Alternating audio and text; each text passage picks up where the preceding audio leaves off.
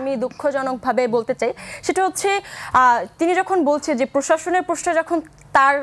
কম্পারিজনের জায়গা থেকে সে যখন হাসিনার সাথে তুলনা করে তখন আসলে একটা বিষয় খুব দুঃখের সাথে বলতে হয় এখন রাজনীতিবিদরা এই বিষয়গুলোকে সম্মুখে জনসম্মুখে খুব ঢালাওভাবে বলতে পারছে হাসিনার আমলে সেটা বলতে পারেনি হয়তো এটাই তাদের জন্য বড় দুঃখজনক এবং তাদের দুঃখজনক আপনারা বলতে পারতেন না এটা আমরা বলতাম আপনার জন্য শেখ হাসিনার বিরুদ্ধে বলা নতুন হতে পারে বাট আমার জন্য নতুন না আমরা এই বলেই রাজনীতি করি আপনি হয়তোবা শেখ হাসিনার প্রতি অনুগত ছিলেন আমরা অনুগত ছিলাম না আপনার জন্য আপনি এখন যেভাবে শেখ হাসিনার বিরুদ্ধে বলেন এইটা আপনি শেখ হাসিনা ক্ষমতা থাকা অবস্থায় বলেন নাই আপনি বলেন নাই আপনার সমস্যা এটা আমরা বলে এই পর্যায়ে আসছি আচ্ছা আমি আপনার কথাটা সম্পূর্ণ শুনলাম উত্তর দেওয়ার জন্য সেটা হচ্ছে আপনি যেটা বললেন যে আমি শেখ হাসিনার প্রতি অনুগত ছিলাম কিনা আনুগত্য থাকলে আসলে এই জুলাই গণঅভ্যুত্থানটা হয়তো বা আমার মতো হাজার হাজার মানুষ যারা রাস্তায় নেমে এসেছে তারা হয়তো আসতে না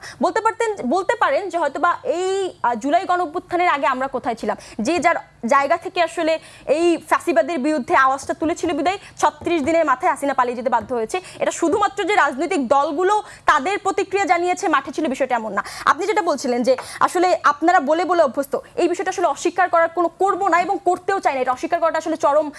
মানে